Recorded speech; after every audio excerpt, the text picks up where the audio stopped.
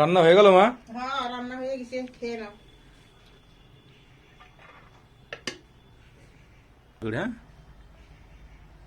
পরিবার কি কি রান্না করে আজকে আমাদের কি?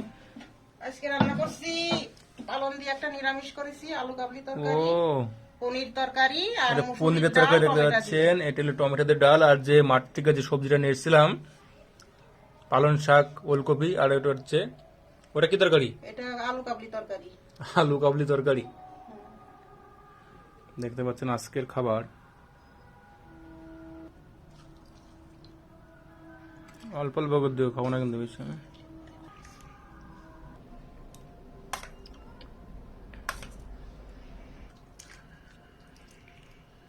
তো টমেটোর ডাল আমার দারুণ লাগে খেতে।